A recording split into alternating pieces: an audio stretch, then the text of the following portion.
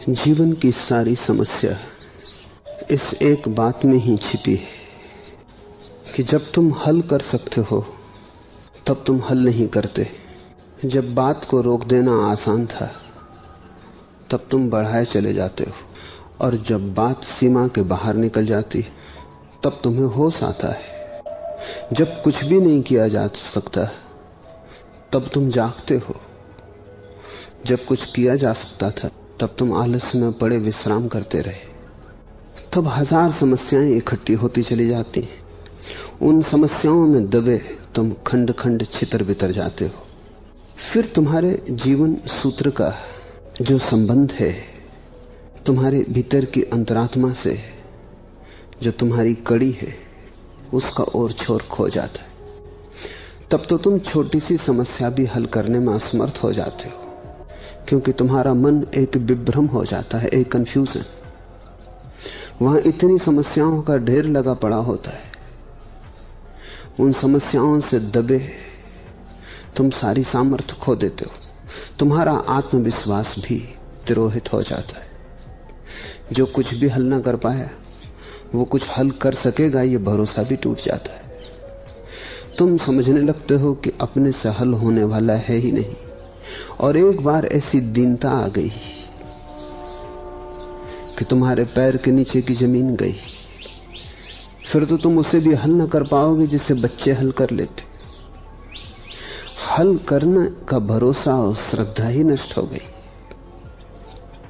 इसलिए लाओ से के सूत्र को बहुत गौर से समझना। ये ठीक तुम्हारे लिए है, इसके विपरीत ही तुम करते रहे हो। पहली दफा मुझे, जबकि लाओ से का कोई पता भी न था, एक अजीब से आदमी से इस सूत्र की समझ मिली थी। मैं जब विश्वविद्यालय में विद्यार्थी था तो एक आदमी था गांव में जिसको लोग बन्नू पागल कहते थे। मैं उसमें आकर्षित हो गया था, क्योंकि मुझे वो पागल जैसा नहीं मालूम पड़ता था। भिन्न था, पागल जरा भी नहीं था। लोगों से उल्टा था, पागल जरा भी नहीं था। लोगों को भला मैं पागल कह सकता, उस आदमी को पागल कहना मुश्किल था, क्योंकि उस जैसी प्रसन्नता, उसे कभी मैंने रोते उदास नहीं देखा। उसकी चाल, उसकी मस्ती सब खबर देती थी कि कहीं भीतर वो आदमी गहरे में जड़ें जमा लिया है। धीरे धीरे वो साधारणतः किसी से बोलता नहीं था। बाद में जब मेरी उससे निकटता बढ़ गई और उसने मुझसे बोलना भी शुरू कर दिया, और जब वो मेरी प्रतीक्षा भी करने लगा, और जब हम दोनों सांझ सुबह घूमने भी जाने लगे, तब मैंने उससे कहा कि लोगों से बोलते क्यों नहीं? तो उसने मुझे कहा, न बोलने में सुविधा है, बोले कि फंसे, बोलने में उपद्रव है। एक दिन सांझ घूमते वक्त वो अचानक रुक के खड़ा हो गया और उसने एक चांटा अपने गाल पे मार लिया। तो मैंने उससे पूछा कि क्या किया है, क्या हुआ? उसने कहा, जब बात रुक सकती हो तभी रोक देना ठीक है। मुझे किसी के प्रति क्रोध आ रहा था। अब मैंने बांके बिहारी लाल जी को ठीक कर दिया। वो अपने को सदा सम्मान से ही पुकारता था, बांके बिहारी लाल जी। लोग उसको बन्नू पागल कहते थे। वो मुस्कुराया, उसने कहा, कहो बांके बिहारी लाल जी। रास्ते पे आ गए, जरा सी रेखा उठी थी क्रोध के भीतर, वहीं उसने चांटा मार के निपटारा कर लिया। उसने कहा, बजाय इसके कि दूसरे चांटा मारे, खुद ही मार लेना बेहतर है, और इसके पहले की बात आगे बढ़ जाए उसे रोक देना उचित है। उसने मुझे कहा था कि आग जब शुरू शुरू में सुलगती, जरा से पानी से बुझ जाती, और हवा का ये नियम है कि छोटे दिए को तो बुझा देता है, बड़ी लपटों को बढ़ाता है। उस पागल ने मुझे ये कहा कि शुरू में मिटा दो तो मिट जाता है, बाद में तो मिटाने से भी लपटें बढ़ती। वो लाओ से ने भी नहीं कहा है इस सूत्र में। तुमने भी देखा होगा, हवा का झोंका आता है, छोटा दिया बुझ जाता है, और घर में आग लगी हो उस वक्त अगर हवा चल जाए तो मारे गए, फिर बुझना मुश्किल है। लपटों को हवा भी बढ़ाती, बढ़े हुए को सब तरफ से बढ़ने की सुविधा मिल जाती। छोटे में मिटा दो तो हवा भी मिटाती। ये जो पागल आदमी था, ये पागल आदमी नहीं था, ये समझबूझ के पागल हो रहा था। इसने पागलपन का एक आवरण अपने चारों तरफ खड़ा कर लिया था। ये बचाव था। पागल समझ के लोग न उसकी तरफ ध्यान देते थे, न उसकी चिंता लेते थे। समाज में रहते हुए वो समाज से बिल्कुल दूर हो गया था। उसने अपने चारों तरफ एक छोटी सी गुफा बना ली थी पागलपन की। वो पागलपन बचाव था। समाज कितना पागल होना चाहिए जहां की बचाव के लिए भी आदमी को पागल होना पड़ता हो। बहुत से फकीर दुनिया में पागलपन को आरोपित कर लिए ताकि लोग उन्हें भूल जाएं, ताकि लोग उन पर ध्यान न दें, ताकि वो क्या कर रहे हैं लोग उनको अकेला छोड़ दें, ताकि वो अपना जो करना चाहें करते रहें, कोई उनकी चिंता ना ले। जब लोग एक दफा मान लेते हैं कि पागल है तो सब क्षमा कर देते। ये लाओ त्से का सूत्र और तुम्हारा ठीक इससे विपरीत होना, इन दोनों को साथ साथ समझने की कोशिश करो। जब कोई समस्या उठती है तब तुम क्या करते हो? पहले तो तुम उस पर ध्यान ही नहीं देते। तुम ऐसा रुख रखते हो कि अपने आप चली जाएगी, कोई खास बड़ी बात नहीं, ऐसी सर्दी जुकाम है, मिट जाएगा।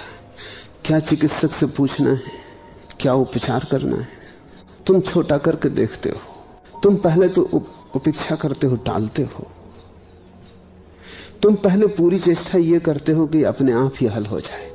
कहीं दुनिया में कोई चीज अपने आप हल हुई? उलझाओ तुम और अपने आप हल हो जाए, ये होगा कैसे? बनाओ तुम अपने आप हल हो जाए, ये होगा कैसे? समस्या तुम खड़ी कर रहे हो, अपने आप हल ना होगी।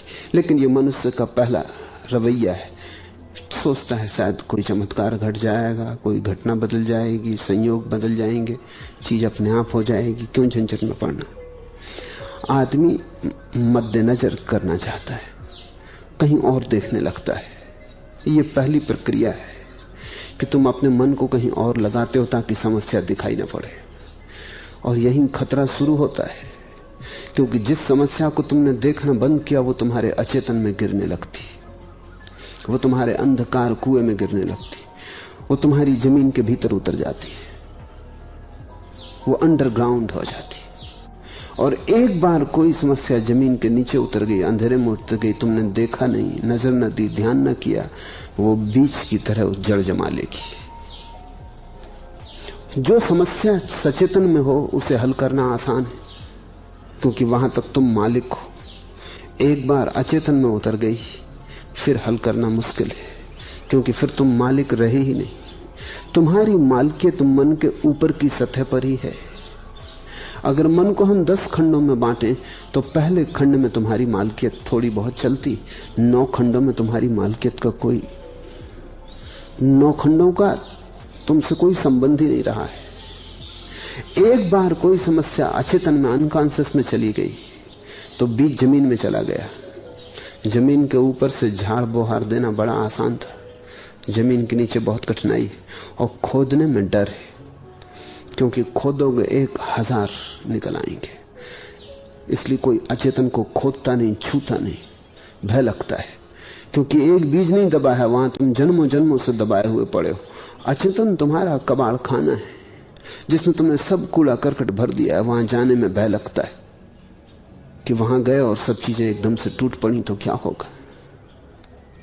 इसलिए एक बार कोई चीज अचेतन में उतर गई तो तुम जटिलता में पड़ जाओगे। पर मन पहले टालता है। जब मन टालता हो तब तुम जाग जाना, उस क्षण को खोना उचित नहीं। 1000 काम छोड़ के पहले इसे निपटा लेना, बड़े काम छोड़ के इस छोटे को निपटा लेना, क्योंकि जो आज छोटा है कल बड़ा हो जाएगा। अभी हल हो सकता है, कल हल होना मुश्किल हो जाएगा, क्योंकि अकेली नहीं आती समस्या, अपने साथ 1000 समस्याएं लाती। तुमने सुनी है कहावत, बीमारी अकेली नहीं आती, एक बीमारी अपने साथ 1000 बीमारियां लाती। सबके संगी साथी हैं, समस्याओं के भी संगी साथी हैं, अगर एक समस्या ने जड़ जमा ली तो उसी तरह की 1000 समस्याएं भी तुम्हारे द्वार पर दस्तक देने लगेंगी। हमको भी जगह दो। और जब तुमने एक को जगह दी है तो तुम्हारे भीतर छिद्र हो गया, उसी छिद्र से 1000 समस्याएं भीतर प्रवेश पा जाएंगी। अगर तुमने क्रोध को जगह दी तो तुम हिंसा से कितनी देर तक दूर रह सकोगे? अगर तुमने क्रोध को जगह दी तो तुम काम से कितनी देर दूर रह सकोगे? क्योंकि वे सब जुड़े हैं, वे सब एक ही घटना के ताने बाने हैं। इसलिए ज्ञानों ने कहा है अगर एक समस्या भी कोई व्यक्ति हल कर ले उसकी सारी समस्याएं हल हो जाती। क्योंकि एक समस्या को हल करने में तुम पाओगे सभी समस्याएं समाविष्ट हैं। अगर तुम काम वासना से मुक्त हो जाओ तो तुम क्रोध न कर सकोगे, क्योंकि काम वासना ही, जब कोई तुम्हारी काम वासना में बाधा डालता है तो क्रोध बन जाती। तुम कुछ पाना चाहते थे और किसी ने अड़चन डाल दी। तुम कहीं जाना चाहते थे, कोई बीच में आ गया। तुम जाना चाहते थे और एक पत्थर की दीवार किसी ने खड़ी कर दी। जो भी तुम्हारे मार्ग में अवरोध खड़ा करेगा उस पर क्रोध आता है। लेकिन अगर तुम कहीं जाना ही ना चाहते थे, अगर तुम्हारी कोई कामना ही ना थी, कोई वासना ही ना थी, तुम कुछ पाना ही ना चाहते थे, तो कौन तुम्हारे मार्ग में अवरोध खड़ा करेगा?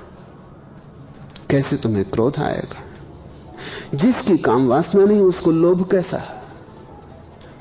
लोभ काम वासना का अनुसंग है, क्योंकि कामी लोभी होगा ही। लोभ का मतलब यह है कि कल की वासना के लिए मैं आज इंतजाम कर रहा हूं, परसों की वासना के लिए आज इंतजाम कर रहा हूं, बुढ़ापे के लिए तिजोरी भर रहा हूं, भविष्य के लिए आज तैयारी करनी पड़ेगी। तो लोभ का मतलब है इकट्ठा कर रहा हूं ताकि कल भोग सकूं। जिसकी काम वासना नहीं है उसका लोभ कैसा? जिसकी काम वासना नहीं उसका कल ही ना रहा, उसका भविष्य ही समाप्त हो गया, उसका समय रुक गया, उसकी घड़ी बंद हो गई। वो यही है आज, और आज पर्याप्त है।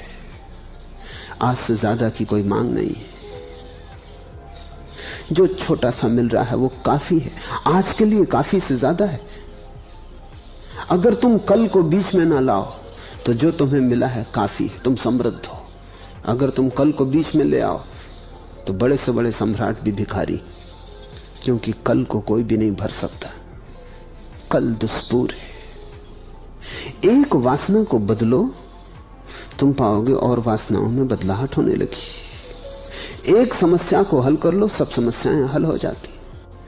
पहला तो मन कहता है टालो, कल देखेंगे, परसों देखेंगे, ऐसा टालते जाते हो।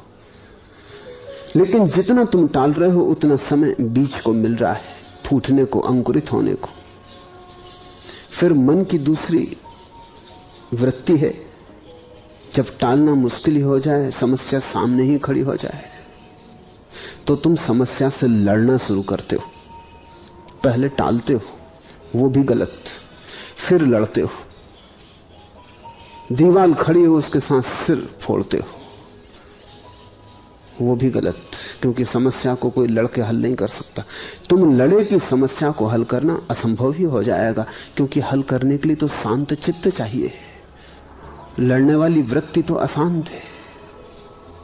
तो पहले तो क्रोध को पनपने देते हो, फिर जब क्रोध मुश्किल में डाल देता है, सब तरफ जीवन को उलझा देता है, सब तरफ कांटे बो देता है, कहीं भी चलने की जगह नहीं रह जाती, जहां देखो वहां दुश्मनी दिखाई पड़ने लगती है।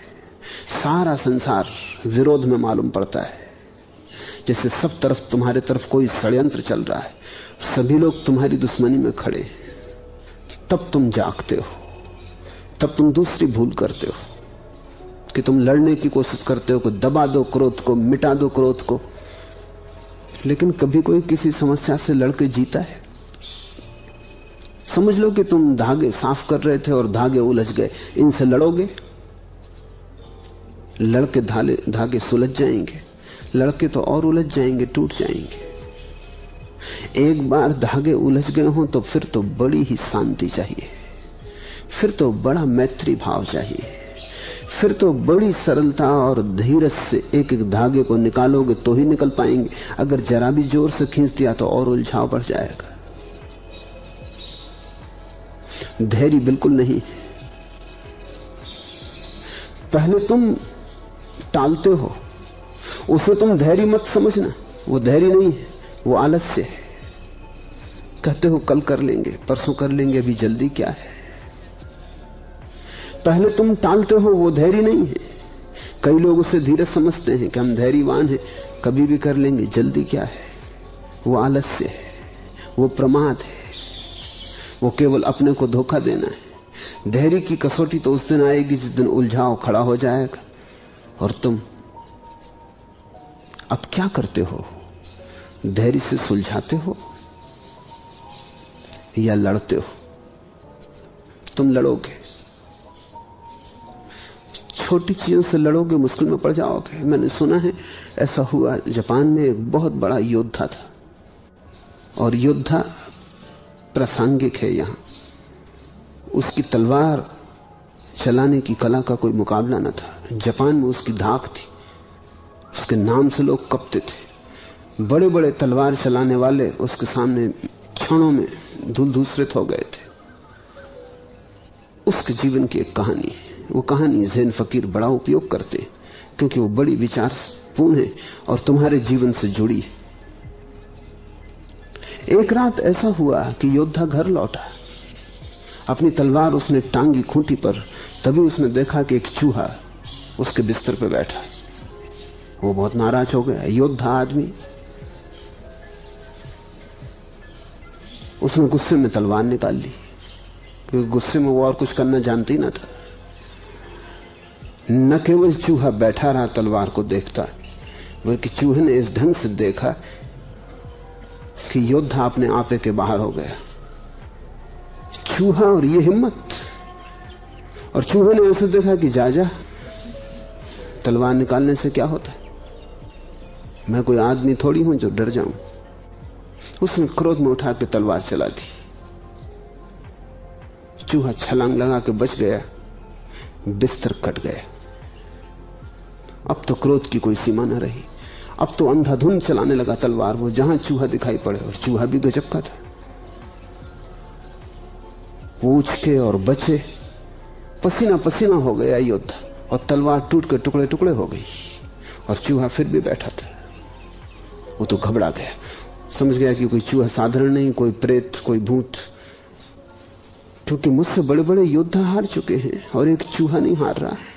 अब योद्धा एक बात है और चूहा बिल्कुल दूसरी बात है।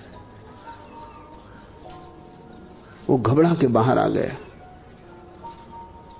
उसने जाके अपने मित्रों को पूछा कि क्या करूं। उन्होंने कहा तुम भी पागल हो, चूहे से कोई तलवार से लड़ता है? अरे बिल्ली ले जाओ, निपटा देगी। हर चीज की औसत है और जहां सुई से काम चलता हो वहां तलवार चलाओगे, मुश्किल में पड़ जाओगे। बिल्ली ले जाओ। लेकिन योद्धा की परेशानी और चूहे की तेजस्वी की कथा गांव भर में फैल चुकी। बिल्लियों को भी पता चल गई। बिल्लियां भी डरी क्योंकि उनका भी आत्मविश्वास हो गया। इतना बड़ा योद्धा हार गया है जिस चूहे से। पकड़ पकड़ के बिल्लियों को लाया जाए। बिल्लियां बड़ा मुश्किल से दरवाजे के बाहर ही अपने को खींचने लगे। बामिस्कुल उनको भीतर करेंगे, वो भीतर चूहे को देख के बाहर आ जाएं। एक दो बिल्लियों ने झपटने की भी कोशिश की, लेकिन उन्होंने पाया कि चूहा झपट्टा उन पे मारता है। ये चूहा अजीब था क्योंकि चूहा कभी बिल्ली पे झपट्टा नहीं मारता जब तक कि उसको LSD न पिला दिया गया हो या कोई शराब न पिला दी गई हो, जब तक वो होश के बाहर न हो जाए। और चूहा अगर बिल्ली पे झपटे तो बिल्ली का आत्मविश्वास खो जाता है। तो सारी बिल्लियां इकट्ठी हो गई। उन्होंने कहा हमारी इज्जत का भी सवाल है।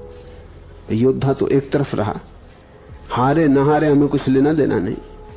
ऐसे भी हमारा कोई मित्र न था। चूहे ने ठीक ही किया, मगर अब हमारी इज्जत दांव पर लगी है।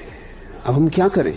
अगर हम हार गए एक दफा और गांव के दूसरे चूहों को पता चल गया तो ये सब प्रतिष्ठा तो प्रतिष्ठा की बात होती। एक दफा पोल खुल जाए तो बहुत मुश्किल हो जाता। अगर दूसरे चूहे भी हमला करने लगे तो हम तो गए, कहीं के न रहे। इस योद्धा ने तो डुबा दिया। तो उन सबने राजा के महल में एक मास्टर कैट थी, एक बिल्लियों की गुरु, उससे प्रार्थना की कि अब तुम ही कुछ करो। उसने कहा तुम भी पागल, इसमें करने कैसा, जैसा मैं भी आई। वो बिल्ली आई, वो भीतर गई, उसने चूहे को पकड़ा और बाहर ले आई। बिल्लियों ने पूछा कि तुमने किया क्या? उसने कहा कुछ करने की जरूरत है, मैं बिल्ली हूं, वो चूहा है, बात खत्म। इसमें तुमने करने का सोचा कि तुम मुश्किल में पड़ोगे, क्योंकि करने का मतलब हुआ कि डर समा गया। उसका स्वभाव चूहे का है, मेरा स्वभाव बिल्ली का, बात खत्म। हमारा काम पकड़ना, उसका काम पकड़ा जाना है, ये तो स्वाभाविक है, इसमें कुछ लेना देना नहीं, इसमें कुछ करना नहीं। न इसमें हम जीत रहे हैं, न इसमें वो हार रहा है, इसमें हार जीत कहां। ये उसका स्वभाव है, ये हमारा स्वभाव है, दोनों का स्वभाव मेल खाता है, चूहा पकड़ा जाता है। तुमने स्वभाव के अतिरिक्त कुछ करने की कोशिश की और चूहे से कोई लड़के जीता है, और बिल्ली जिस दिन लड़े समझना कि हार गई। लड़ने की शुरुआत ही हार की शुरुआत है। समस्याओं से लड़ना मत। ज़ैन फकीर कहते हैं समस्याओं के साथ वही व्यवहार करना जो बिल्ली ने चूहे के साथ किया। चेतना का स्वभाव पर्याप्त है, होश काफी है। होश के मुंह में समस्या वैसे ही चली आती जैसे बिल्ली के मुंह में चूहा चला आता है, इसमें कुछ करना नहीं पड़ता। लेकिन तुम योद्धा बन के तलवार लेके खड़े हो जाते हो। दो कौड़ी की समस्या है, सुई भी जरूरत न थी, तुम तलवार से लड़ने लगते हो, हारोगे। ध्यान रखना, मरीज हो सर्दी जुकाम का और कैंसर का इलाज करोगे तो मारोगे। सर्दी जुकाम तो एक तरफ रहेगा, मरीज मरेगा। सम्यक विधि का इतना ही अर्थ है, क्या मौजूद है, क्या स्वाभाविक है। लड़ने का सवाल क्या है, किससे लड़ रहे हो तुम? तुम्हारे भीतर जब कोई समस्या है, उससे लड़ने का मतलब ही यह है कि तुमने आत्मविश्वास खो दिया। अन्यथा तुम्हारा होश, जागृति, तुम्हारा ध्यान काफी है। तुम्हारे ध्यान की रोशनी पड़ेगी, समस्या विसर्जित हो जाएगी। तो पहली तो भूल करते हो कि टालते हो, फिर दूसरी भूल करते हो कि अधैर्य पूर्वक लड़ते हो। अब तुम्हें हंसी आएगी, तुम कहोगे योद्धा पागल था, लेकिन तुम अपनी तरफ सोचो, कहानी को अपने जीवन में जरा खोजने की कोशिश करो। मेरे पास कोई आता है, वो कहता है कि पान खाना नहीं छूटता, 20 साल से लड़ रहे हैं। अब ये चूहा से कोई बड़ी बात हुई पान खाना? चूहा फिर भी बड़ा है। कोई कहता है सिगरेट नहीं छूटती। तुम बात क्या कर रहे हो? तुम्हारे भीतर आत्मा है या नहीं? तुम किस भांति की बिल्ली हो? चूहे को देख के भाग रहे हो और विचार कर रहे हो कि क्या करें क्या ना करें। सिगरेट पीने जैसी बात, और 20 साल हो गए और तुमसे छूटती नहीं, और तुम कई बार छोड़ चुके हो, फिर हार गए, फिर शुरू कर दी। तुम हो कौन? कुछ भी नहीं हो मालूम होता है। तुम्हारे पास ध्यान की कोई भी ऊर्जा नहीं है, तुम्हारे पास आत्मविश्वास नहीं है। अन्यथा सिगरेट पीने से लड़ना पड़े। ऐसा हुआ कि आज से कोई 40 साल पहले पूर्वी ध्रुव पर मनुष्य पहली दफा पहुंचा था, और जो यात्री पूर्व ध्रुव पर होकर लौट के आए थे, उन्होंने जब अपनी कहानी कही तो अखबारों में, सारे जगत के अखबारों में बड़ी सुर्खियों से छपी। और उनकी कहानी बड़ी करुणा की भी थी, क्योंकि उनका भोजन चुक गया और उन्हें मछलियां मार के या भालू मार के किसी तरह अपना जीवन चलाना पड़ा। पर सबसे बड़ी हैरानी की बात यह थी कि जो यात्री दल का प्रधान था, उसने कहा हमें भोजन के चुकने से उतनी तकलीफ ना हुई, लोग भूखे रहने को राजी थे, लोग पानी पी के रह लेते थे, लेकिन सिगरेट चुक गई तो हम बड़ी मुश्किल में पड़ गए। लोग जहाज की रस्सियां काट काट के पीने लगे, और उनको लाख समझाया कि रस्सियां अगर कट गई तो हम पहुंचेंगे कैसे वापस। इन्हीं रस्सियों पर सारा पाल टिका है, लेकिन कोई सुनने को राजी नहीं, पहुंचने की उतनी फिक्र नहीं। मर जाएं यही, इसकी भी चिंता नहीं।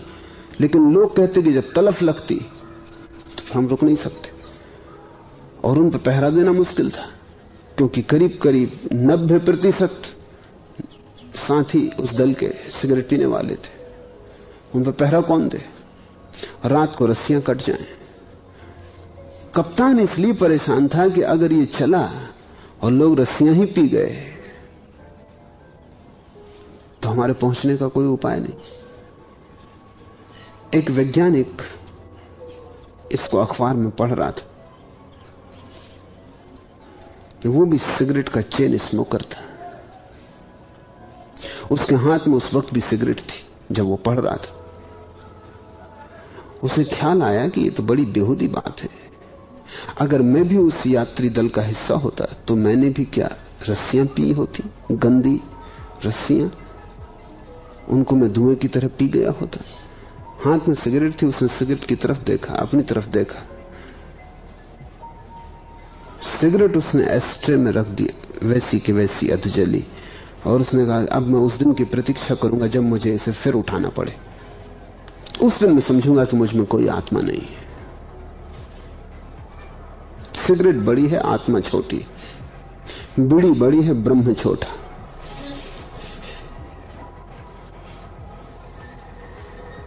फिर 30 साल गुजर गए और वो सिगरेट को हमेशा अपनी एस्ट्रे पर वैसी आधी की आधी रखे रहा। उस क्षण की प्रतीक्षा में जब उसे फिर सिगरेट उठानी पड़े, वो क्षण नहीं आया। बस इतना ही चाहिए, आत्मभाव चाहिए, जरा सा होश। जिन समस्याओं से तुम लड़ रहे हो वो तुम्हारी छायाएं हैं। उनसे लड़ोगे तो हारोगे, क्योंकि लड़ने में तुमने नासमझी दिखला दी। तुम लड़े इसका मतलब ही यह है कि तुम्हें यह पता ही नहीं कि तुम अपनी छाया से लड़ रहे हो। आदत तुम्हारी है, समस्या तुम्हारी है। तुम इतने नीचे उतर रहे हो कि उससे लड़ने जाओगे। समस्याएं बोध से मिटती हैं, संघर्ष से नहीं, कसम खाने से नहीं, व्रत लेने से नहीं। व्रत तो कमजोर लेते, कसमें कमजोर खाते, क्योंकि कसम का मतलब ही यह है कि तुम अपने को बांध रहे हो ताकि भविष्य में तुम्हें भरोसा नहीं है अपना, तो तुम कह रहे हो कि मैं ब्रह्मचर्य की कसम लेता हूं।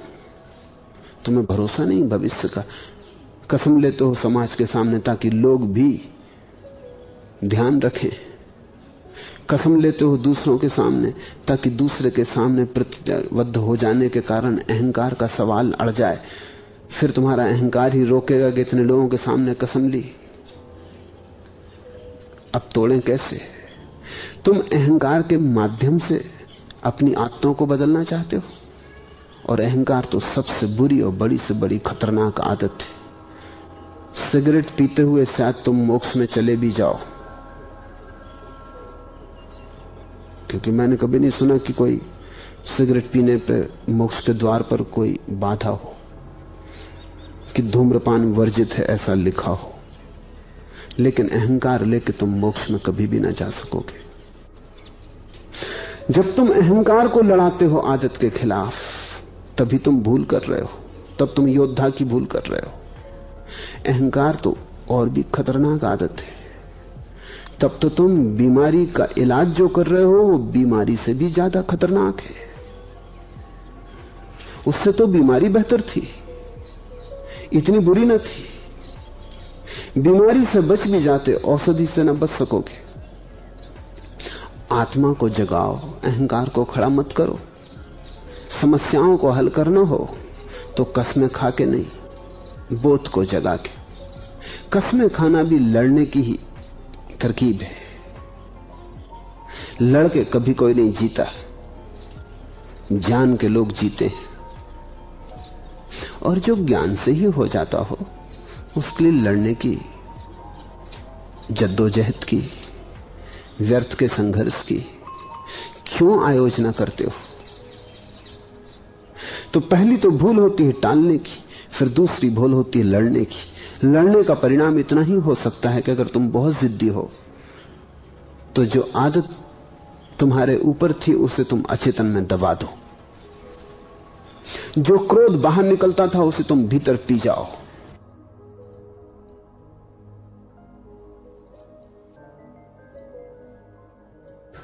क्रोध बाहर निकल जाता तो तुम्हारा संयंत्र मुक्त हो जाता, उससे हल्के हो जाते। भीतर ले जाके तो जहर इकट्ठा होता जाए। तुम मवाद इकट्ठी कर रहे हो, तुम फोड़े को मिटा नहीं रहे हो, ऊपर से पट्टियां बांध के फूल लगा रहे हो। तुम भीतर विस्फोटक होते जाओगे, तुम एक ज्वालामुखी हो जाओगे जो कभी भी फूट सकता है। और तुम्हारे हर कृत्य में तुमने जो जो दबाया है उसकी छाप पड़ने लगेगी। तुम उठोगे तो क्रोध से, बैठोगे क्रोध से, चलोगे क्रोध से, बोलोगे क्रोध से, अकारण ही तुम क्रोधित होने लगोगे। यही तो पागलपन है। कोई ऐसा काम करना जो अकारण था, जिसकी कोई जरूरत ही न थी, जिसके लिए बाहर कोई भी कारण मौजूद न थे, ऐसा कोई काम करना ही तो पागलपन है। होश और पागलपन में फर्क क्या है? होश और पागलपन में फर्क यह है कि तुम्हें किसी ने पुकारा तो तुम बोले। अगर पुकारने वाला है तब तो होश, और पुकारने वाला है ही नहीं, पुकार तुमने ही सुनी, तो पागलपन। तब तुम बिना कारण बाहर के खोजे अपने भीतर के ही कारणों से जीने लगते हो। बाहर किसी ने गाली दी तब तो ठीक कि तुम क्रोधित हो जाओ, लेकिन कोई गाली दिया ही नहीं और तुम क्रोधित हो जाते हो। जैसे तुम प्रतीक्षा कर रहे थे कि कोई गाली दे, तो तुम व्याख्या कर लेते हो कि जरूर गाली दी गई है। गाली ना भी दी गई हो तो तुम समझ लेते हो कि भाव भंगिमा से पता चलती थी कि गाली वो आदमी देना चाहता था, कि वो छिपा रहा था, कि वो धोखा दे रहा था, लेकिन गाली वो देना चाहता था। कि उसके होठों में लिखी थी, कि उसकी आंख कह रही थी कि वो आदमी ही ऐसा, हम उसे जानते हैं, उसके देने की जरूरत ही नहीं, बिना दिए हम पहचानते हैं कि वो गाली देने ही आया था। तुम व्याख्या करने लगोगे। भीतर के क्रोध को निकालने के लिए कोई न कोई उपाय खोजने पड़ेंगे, और जितना तुम दबाओगे उतने तुम रुग्ण होते जाओगे। जितने तुम रुग्ण होगे उतने ही जीवन के इस महा उत्सव में तुम्हारा सम्मिलित होना असंभव हो जाएगा। और तुम्हारे अधिक साधु यही कर रहे हैं, वो दबा रहे हैं और दबा के सोचते हैं परमात्मा से मिल सकेंगे। और जिसने जितने रोग दबा लिए उतना ही परमात्मा से दूर हो जाता है। परमात्मा के निकट तो वही होता है जिसका दमित कुछ भी नहीं, जो भीतर बिल्कुल खाली है, जिसके अचेतन में कोई रोग नहीं पड़े। वही इस महाविराट उत्सव में सम्मिलित हो पाता, वही नाच सकता है, उसके ही घूंघर बज सकते हैं, उसके ही ओंठों पर बांसुरी आ जाती है अस्तित्व की, उसके ही जीवन में गीत प्रकट होता है। तुम तो डरोगे बांसुरी रखते अपने ओंठों पर, क्योंकि तुम जानते हो भीतर जहर भरा है, वही निकलेगा। तुम गा ना सकोगे, तुम गाली ही दे सकते हो, गीत तुमसे निकलेगा कैसे? गीत की स्थिति नहीं है भीतर निकलने की। तुम प्रेम कैसे करोगे? तुम सिर्फ घृणा ही कर सकते हो।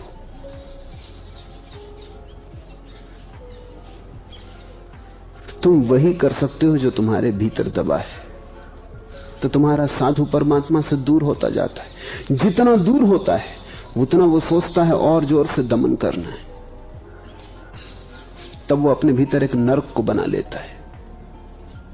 मैं साधुओं को जानता हूं, उन्हें निकट से जान के ही मुझे यह ख्याल आया कि दुनिया को नए सन्यासी की जरूरत है। पुराना सन्यास सड़ चुका है, उसको महारोग लग गया दमन का, और पुराना सन्यासी आनंद मग्न नहीं है। भला वो मुस्कुराता भी हो तो भी उसकी मुस्कुराहट झूठी, क्योंकि एकांत में जब वो मुझे मिला है तो उसने अपना दुख रोया है। सभा में जब उसे मैंने देखा है तो वो मुस्कुराता बैठा है।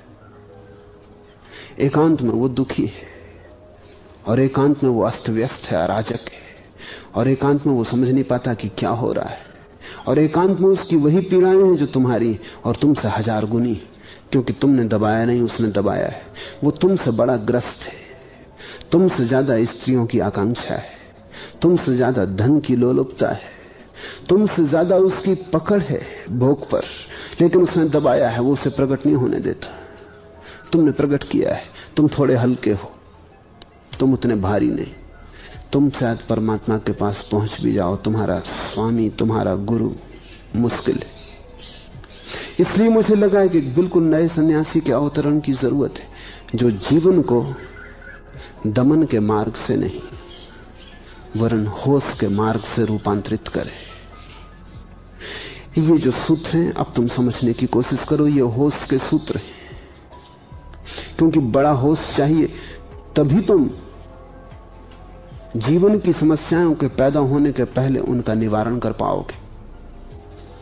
जो शांत पड़ा है उसे नियंत्रण में रखना आसान है, जो अभी प्रकट नहीं हुआ है उसका निवारण आसान है। निवारण तुम कर ही तब पाओगे जब तुम उसको देखने लगो जो होने वाला है, अभी हुआ भी नहीं है। नहीं तो निवारण न कर पाओगे। जो होने वाला है, जो अभी अस्तित्व में आया नहीं है, भीतर को तुम समझने की कोशिश करो। तुम अगर भीतर का थोड़ा अध्ययन करो तो चीजें बड़ी साफ होने लगे। थोड़ा स्वाध्याय जरूरी, क्योंकि जो भी मैं कह रहा हूं वो कोई सिद्धांत नहीं है, वो तुम्हारे स्वाध्याय के लिए सूचनाएं हैं। तुम भीतर देखने की कोशिश करो किस तरह घटना घटती है, एक विचार कैसे निर्मित होता है। खाली बैठ जाओ, देखो कि विचार कैसे निर्मित होता है, कहां से आता है। तो पहले तुम पाओगे कि विचार नहीं होता, भाव होता है, सिर्फ भाव। भाव बड़ा धूमिल होता है, साफ नहीं।